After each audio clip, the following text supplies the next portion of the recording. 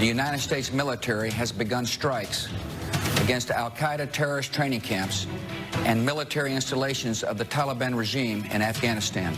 It is in our vital national interest to send an additional 30,000 U.S. troops to Afghanistan.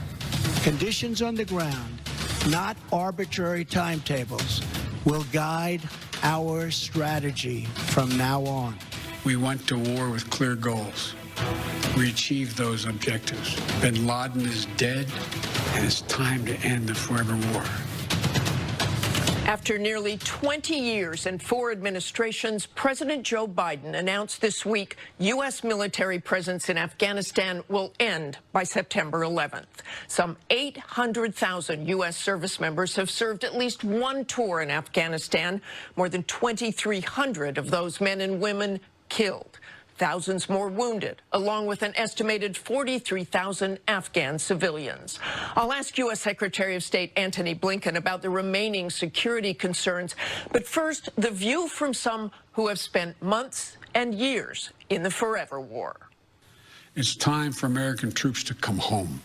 A flood of complex and conflicted emotions. That's what Marine Corps veteran Ashley Burns felt watching President Biden's announcement on ending American involvement in the war in Afghanistan. We all have this emotional tie to it, and we want to make sure that that legacy, that the sacrifices that were made were worth it. Burns deployed to Afghanistan in 2009. Did you look around and you thought, we're doing good for women, we're fighting terrorists? What was your purpose? It's hard not to feel like you have the ability to make a difference. When you go and you see a school being built, when you see infrastructure being stood up, when you see wells going in the ground where people didn't have access to water, it feels good to be able to do those things. Over the past 2 decades, I've spent countless weeks in Afghanistan seeing the progress and the tragic loss. Many of those days were spent with General John Campbell during the height of the war. But after all those years, the general wants to be clear about one comparison. And this is not Vietnam. Our soldiers, our sailors, our airmen, our Marines, the great civilians we had there did some great things in Afghanistan. But we've got to make sure they understand that and the American people understand that. But Campbell worries what will happen without the U.S. presence. We have probably 5,000 to 7,000 Taliban prisoners still in prison. I think they'll all be let go. I think the Afghan people are concerned about what happens then. How do you balance what America needs for what is going to make Afghanistan a place that has stability and security and prosperity for more people? For years, author Gail Zamak-Laman has been writing about Afghan women and girls and their fight for equality. Gail, it's 20 years that the U.S. has been there.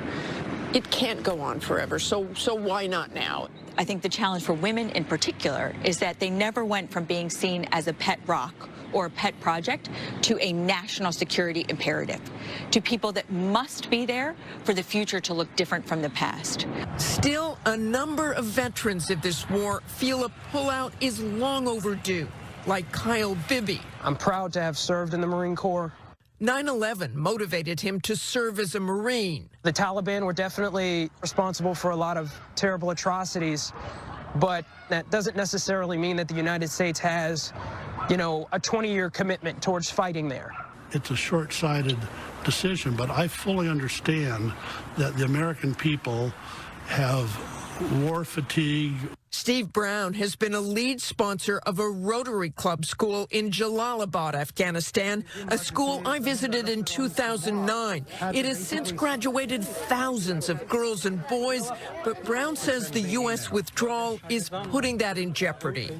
I am hopeful but not optimistic about the programs going forward. A concern shared even by those who say they know 20 years of war has been more than long enough. I don't think that anyone wants the legacy to be sacrifice begets more sacrifice. We can't use the people who have died or been wounded as justification to keep going on forever. Let's take all of this to Secretary of State Antony Blinken. Thanks for being with us. Mr. Secretary, you've heard the reaction from the generals who commanded troops in Afghanistan, including the former chairman of the Joint Chiefs, and David Petraeus, who went on to become CIA director, who say this will leave America more vulnerable to terrorist threats, with Joe Dunford saying it would also have a catastrophic effect in Afghanistan itself. Your reaction? Look, Martha, I just got back from Kabul. I met with President Ghani, met with other leaders there. That was just after coming from NATO, meeting with all of our allies. And across the board, I heard support for the president's decision and the path ahead. Here's the reality. And by the way, I have great respect for General Petraeus, General Dunford, and others. But we had a very deliberate and fully informed process leading up to the decision by the president. And the fact is this, we went to Afghanistan 20 years ago, and we went because we were attacked on 9/11. And we went to take on those who had attacked us on 9/11 and to make sure that Afghanistan would not again become a haven for terrorism directed at the United States or any of our allies and partners. And we achieved the objectives that we set out to achieve. Al-Qaeda has been significantly degraded. Its capacity to conduct an attack against the United States now from Afghanistan is not there. And of course, Osama bin Laden was brought to justice 10 years ago. So the president felt that as we're looking at the world now, we have to look at it through the prism of 2021, not 2001. The terrorism threat has moved to other places, and we have other very important items on our agenda, including the relationship with China, including dealing with everything from climate change to COVID, and that's where we have to focus our energy and resources. To that point, you know, I've heard for decades the military talk about how hard it was to train Afghan forces, asking for more time and more time, but there's also the argument that clearing out all of our forces leaves us with intelligence gaps. You had the new CIA director saying that was simply a fact that our intelligence capability will diminish. Do you agree with that, and what do you do about it? Well, I think if you look at the full statement, including from the CIA director, Bill Burns, and also what you've heard from the National Security Advisor and others, we will have the means to see if there is a resurgence, a reemergence of a terrorist threat from Afghanistan. We'll be able to see that in real time, with time to take action. And we're going to be repositioning our forces and our assets to make sure that we guard against the potential reemergence. By the way, the Taliban, in the agreement reached by the Trump administration with the Taliban, is also committed not to allow Al-Qaeda or other terrorist groups that might target the United States to reemerge. We're going to hold them to that. You yourself have said you don't really trust the Taliban. Well, that's exactly why we're going to make sure that we have assets appropriately in place to see this coming, if it comes again, to see it, and to be able to deal with it. This is, again, a very different world than the one we had in 2001. We have different capabilities, different assets, and I think a greater ability to see something coming with time to do something about it. But look, the other thing is this. We are very much invested in trying to pursue the peace process for Afghanistan, to bring the parties together to see if they can come to some kind of political settlement. Ultimately, it is in no one's interest in Afghanistan, whether it's the Taliban or anyone else, and certainly not the people of Afghanistan, for the country to descend once again into civil war, into a long war. And if the Taliban is going to participate in some fashion in governance, if it wants to be internationally recognized, if it doesn't want to be a pariah, it's going to have to engage in a political process. And our goal, ultimately, is an Afghanistan that finds a just and durable settlement to this conflict that has been going on for 4 decades. And in that situation, in that environment, terrorism is less likely to emerge. I want to go back to the Taliban again and talk about women and girls in Afghanistan. We've talked to many people about that. The Director of National Intelligence says the Taliban is likely to attempt to retake power by force if we leave. And right now in some of the Taliban-held areas, you have young women, you have girls who are beaten. There's no chance for an education. Why is that acceptable? It's not acceptable. And when I was in Kabul, I met with some extraordinary women who are leading as a mayor, a member of parliament, a youth activist, and doing other things. And what they've done with our support is quite remarkable. And I think Afghanistan, in many ways, is a transformed society. But again, here's the thing. No one, starting with the Taliban, has an interest in going back to a civil war, because I think what everyone recognizes is there's no military resolution to the conflict. So if they start something up again, they're going to be in a long war. That's not in their interest either. Second, we're going to be continuing to support the Afghan security forces. We've trained more than 300,000 over the years, and it's a strong force. It's going to continue to have international support, including ours. We're going to be engaged in the peace process to see if we can move this in a better direction. And the final thing is this, and I want to repeat it. If the Taliban has any expectation of getting any international acceptance, of not being treated as a pariah, it's going to have to respect the rights of women and girls. Any country that moves backwards on that tries to repress them, will not have that international recognition, will not have that international status, and indeed, we will take action to make sure, to the best of our ability, that they can't do that. And I want to move on to refugees. The Biden administration is poised to break a major promise to increase the number of refugee admissions to 62,000, calling it unlikely, instead signing an emergency presidential determination that keeps the cap at 15,000, which was President Trump's historic low number. Refugees International President Eric Schwartz said the president's decision to reaffirm the refugee admissions ceiling of his predecessor is deeply disappointing. Now, I know on Friday the White House said there was some confusion with that, and we'll talk about it again in May. Can you please clear that up? Is the cap on, and how far could it go?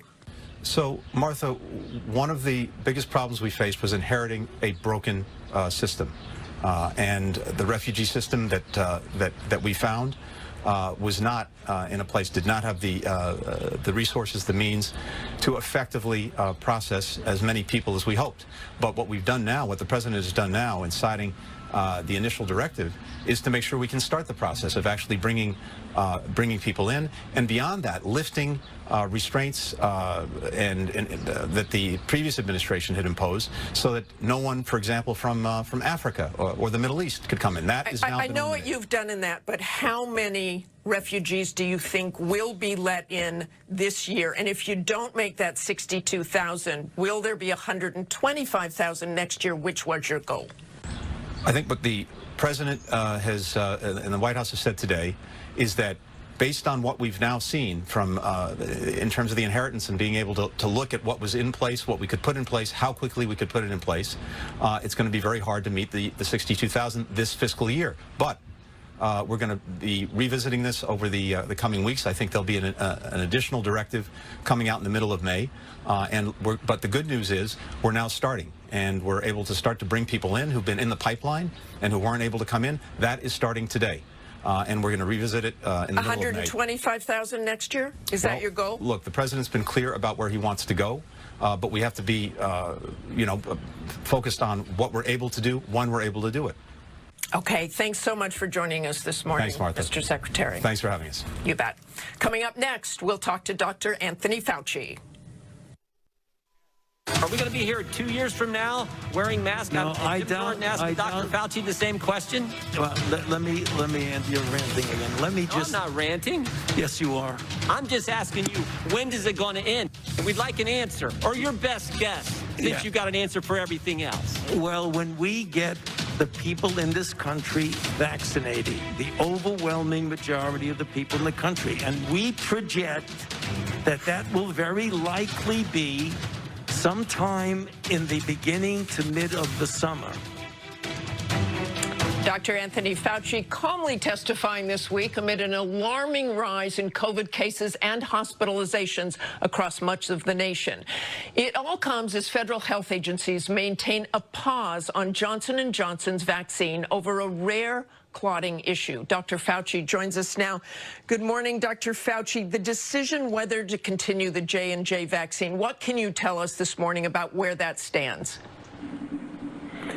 Well, by Friday, Martha, we should have an answer as to where we're going with it. I would think that we're not going to go beyond Friday in the extension of this pause. There will very likely be a decision. I don't want to get ahead of them, but I don't think that they're going to completely cancel because the data are such, at least from what we see, they're looking to see if there are more cases. But as you know, and as we've said so many times, it's an extraordinarily rare event. The pause was to take a look, make sure we know all the information we can have within that time frame, and also warn some of the physicians out there who might see people particularly women who have this particular adverse event, that they treat them properly, because one of the standard treatments for blood clots, heparin, is actually contraindicated. But direct answer to your question, we'll know by Friday where we're going with this. But no indication they will stop using it at this point. I really don't think so, Martha. I believe we'll get back with it, and it might be some restrictions. Not sure what that will be, whether they'll be age or sex, or whether they'll just come back with a warning of some sort. I don't want to get ahead of them, but I believe that we'll be back with some sort of indication a little bit different than we were before the pause. And Dr. Fauci, as you said, this is a very rare disorder. There have been 6 known cases of illness and 1 fatality out of 7 million shots. Almost all of those affected were women in the 18 to 49 age group. So why not just pause that age group and women? Well, the reason, Martha, is they want to make sure that they're not missing something, because oftentimes when you're dealing with adverse events, you get an indication that something is wrong, which is what those 6 cases were, a bit of a red flag. Then when you look more deeply into it, you see other things. So if you're going to pause, you might as well just pause, period, and then get back into it as soon as you possibly can. That's why I'm saying I hope and believe that Friday we'll be back on track again. But you want to make sure you don't assume you know everything when actually you don't. You know, even before the pause, you know this well, there was concern, especially among Republican voters, about getting a vaccine at all. 2 in 5 Republicans in polls say they want to avoid the vaccine altogether. So how do you depoliticize the vaccine, and can you reach herd immunity if that many people don't get vaccinated? Well, that will be a problem, Martha, if we get a substantial proportion of people not getting vaccinated. What we are doing is we're trying to get, by our community core, trusted messages that anyone would feel comfortable with listening to, whether you're a Republican, a Democrat, an independent, or whomever you are, that you're comfortable. And these are people in the community. They could be sports figures, they could be entertainers, they could be clergy, they could be people who the community trusts. And we want to go that way to get people to understand how important it is, not only for your own health, but also for the health of your family, and ultimately, as you alluded to, for the health of the country. Because when you get an overwhelming proportion of the population vaccinated, for absolutely certain, you're going to see those numbers start coming down, which will make it better for everyone. Right now, we're in somewhat of a precarious position. We're having a 7-day average of over 60,000 new infections per day. That's a place you don't want to be. And we'll get out of that place the more and more people get vaccinated. And fortunately, we're vaccinating at least 3 to 4 million people a day, and we're getting out there about 30 million vaccinations per week. That's good news. We've got to keep that up. But we also have to make sure that people don't throw caution to the wind and declare victory prematurely. That's not the time to do that. And Dr. Fauci, we just have about 20 seconds left. Pfizer's CEO said a 3rd dose of their vaccine would be needed within a year of the initial vaccination. Moderna, J&J have said the same. Do you have any indication when we will know this, and is there a plan in place? Yeah, what you do, Martha, is you take a look at the level of what we would consider a correlate of immunity, be it an antibody, and when the slope starts coming down, you could predict when you're going to get below the safe level, or you could start seeing breakthrough infections. I believe by the time we get to the end of the summer and the beginning of the fall, we'll have a pretty good idea whether we definitely or not need to give people boosts and when we need to give it to them. Okay, thanks so much for joining us this morning, Dr. Fauci. Always great to see you. The roundtable's up next. We'll be right back. And it's a national embarrassment. It is a national embarrassment what's going on. And it's not only these mass shootings that are occurring. Every single day, there's a mass shooting in the United States, if you count all those who were killed out in the streets of our cities and our rural areas. It's a national embarrassment and must come to an end. Tough words from President Biden about an epidemic the nation has seemingly become numb to. So let's bring in our roundtable. Chief Washington correspondent and a This Week co-anchor John Karl, senior White House correspondent Mary Bruce, LA Times columnist and ABC contributor LZ Granderson, and or no ABC charges News were filed. Deputy What Political kind of Director outcome Avery do you Harper expect in the making trial? Her This Week debut, and she is an expert and ace, so no pressure, Avery. But I'm going to start with John. John, more shootings this week, more mass shootings. The White House lowering its flag to half-staff again on Friday after those mass murders in Indianapolis. President Biden, as you saw, calling it a national embarrassment and urging Congress to act, but there are already 2 bills stalled in the Senate. So what happens? Martha, those flags over the Biden White House have already been lowered 3 times after a mass shooting, and he hasn't even been president for 100 days. It doesn't take, a genius to see that something is tragically wrong when the shooter in Indianapolis is able to legally buy 2 assault rifles, even after, and not long after, reportedly the police had seized a weapon from him because of concerns about his mental state. So there's no magic law out there that's going to prevent all these mass shootings. But the baffling thing here is that 9 years after Sandy Hook, 22 years after Columbine, Congress has taken no significant action whatsoever to deal with this epidemic of gun violence. And as you heard the president point out, this is not just about mass shootings. Last year, in the United States, some 20,000 people died from gun violence, and that does not include suicides. That was a 20-year high. And Martha, so far this year, 2021, the pace has not slowed at all. And Mary, the president sounds so passionate about the issue, but how much political capital do you think Biden really wants to spend on this? That's really the big question here. There's a lot of concern, especially from gun reform advocates, that the president is hesitating, despite how passionately he feels about this issue, to really use his political capital on an issue that may face such long odds of becoming a political reality. The president insists he's never not prioritized this. He says he's able to push for these reforms while also focusing on his agenda. But I think you also have to look at his actions and not just his words on this. And so far, he has been prioritizing his economic agenda, getting this pandemic under control.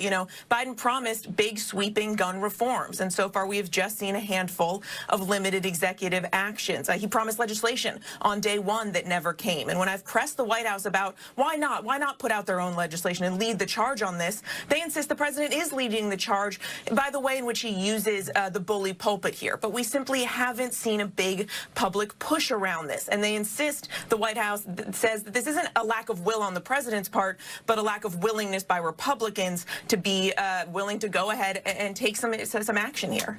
And Avery, of course, it is not just those mass shootings and gun control that is the issue. As Mary alluded to, so many of these incidents have involved the police and communities of color, yet the White House hasn't delivered on President Biden's promise to address police reform, saying again he wants Congress to act. So where do you see this? That's right. We saw the White House back away from its promise to put together a police oversight commission, instead saying that they would focus on passing the George Floyd Justice and Policing Act as their top priority as it relates to police reform. But it's unclear what the White House is doing to ensure that that gets to his desk to sign into law. We did see the president talk about the Daunte Wright shooting, but he didn't address police reform at all. What he did talk about was looting. And before he even acknowledged the pain and the suffering that the black community, that communities of color go through when they see these sorts of incidents. And so we heard Ben Crump earlier talk about the urgency that's needed to be put behind police reform. I'm sure that there's lots of folks out there who want to see that urgency, as far as it goes with police reform that he talked about in the looting in the aftermath of the Daunte Wright shooting. And if he doesn't act, if the White House fails to do so, I think they risk alienating the very voters, black voters, that he credits with his ascension to the White House. And LZ, great to see you again. You wrote a very powerful column this week in the Los Angeles Times that said the problem is that the onus for change is put on blacks, not whites. Yeah, absolutely. You know, one of the favorite questions that I know a number of black people hear regularly, but certainly since 2020, is what can I do? How can I help?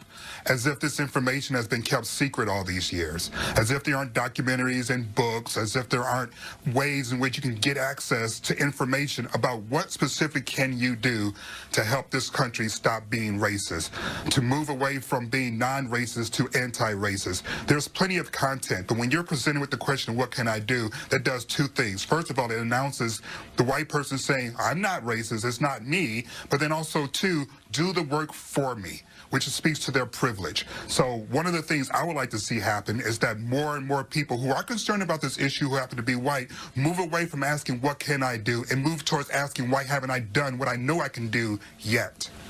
And Mary, in the midst of all this, and this talk about racism, Punchbowl News reported that Georgia Republican Congresswoman Marjorie Taylor Greene was going to start a new America First House caucus that highlighted what was termed uniquely Anglo-Saxon traditions. That clearly means white. She got a lot of pushback for that, and now is saying, no, that really wasn't going to happen. That was just preliminary. Where are we with that?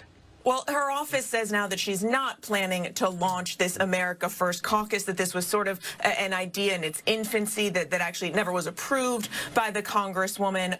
But it certainly did get a lot of fierce blowback. I mean, we saw not just Democrats, but Republican leaders coming out and quickly denouncing what this caucus appeared to stand for. Racism, nativism, the false claims around election fraud. And even if this doesn't end up becoming an actual caucus on Capitol Hill, it certainly goes to underscore the challenges that the Republican Party is facing as it tries to move past perhaps some of the legacy of the Trump administration, as they try to get past the lasting impacts of the previous administration. And it also, let's be honest, just creates more headache for Republican leaders who want to be focused on trying to counter the Biden administration agenda and regaining the House in the midterm. But John, she continues to raise a lot of money. Well, first of all, Republicans who were hoping that the party wouldn't go in a nativist direction, in a direction of conspiracy theories and harping on the election, insisting Donald Trump did not really lose, that he was the true winner of the election, were encouraged when Liz Cheney, who of course challenged Donald Trump and voted to impeach him, raised $1.5 million in the first quarter of this year. And then it turned out that Marjorie Taylor Greene raised more than twice that much, Martha. She raised $3.2 million. She doesn't have a committee. Those were stripped from her. That is a staggering amount of money flowing to somebody who is on the, on the very fringe of the political system, but still obviously has a lot of support out there among that Republican base. Yeah, she clearly does. Avery, I want to talk about infrastructure. Any chance for a bipartisan deal there? Where are we on that? Well, at the center of the debate on the infrastructure plan is one question. What do you consider infrastructure? Republicans have a much narrower interpretation of what infrastructure is than Democrats. Republicans looking at things that we would conventionally consider infrastructure, roads, bridges, and in some cases broadband, while Democrats want to see a much more robust package, including things that we would typically consider social issues like paid family leave, like child care, education, the list goes on. And so there's lots of negotiation that is to be done in order for that infrastructure plan to make it to the president's desk.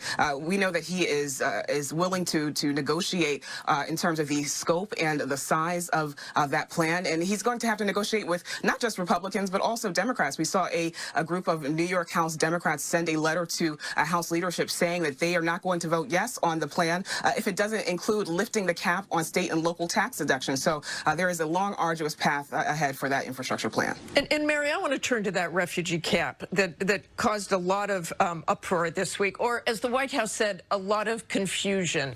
You saw me ask Secretary Blinken about it, but what happened? They're down there at the $15,000 low. Why don't they just lift the cap now? Well, what happened, as the president explained yesterday, is that the crisis along the southern border means that they aren't able, he says, to go ahead and lift that cap now. And of course, the president, for the first time, actually describing it as a crisis. Martha, you have spent time reporting down there. You know this is a crisis. The White House had gone out of its way not to describe it as such. But now the president is having to admit that part of the reason he can't raise that limit, the Trump-era historically low limit of 15,000 refugees allowed into the U.S., is because there's a concern that a system system that is already overloaded may be taxed even more. So I think it goes to show two things. One, the fact that this administration is still struggling with how to unwind the harsh Trump immigration policies and deal with the fallout of that. But also, it is the president backtracking on a key promise here. He did promise to raise that limit to 62,500. They say even though they now are going to announce a new limit next month, a move that they announced only after facing fierce backlash from some Democrats who called this shameful, unacceptable. They got a ton of pushback, of course, from advocacy groups. But even when the president does announce a new limit next month, the White House has made very clear that it is not likely to reach that 62,000 target that the president had set. And Elsie, we got 10 seconds left here, but really at the heart of this is immigration. What do they do about it? Well, I know we're talking about immigration, Martha, but I really want to address something that we talked about just previously in terms of Marjorie Greene and that particular caucus. In denouncing her, many Republicans talked about how America wasn't built on these ideas. The reality is this country was built on white supremacy. And the reason why she supported it is because white supremacy is still very much a part of the American fabric. So until we can acknowledge that, we're going to constantly be addressing these racial issues, particularly as it pertains to immigration. We're going to have to end there, but you made your point. Thanks to all of you. Have a good day.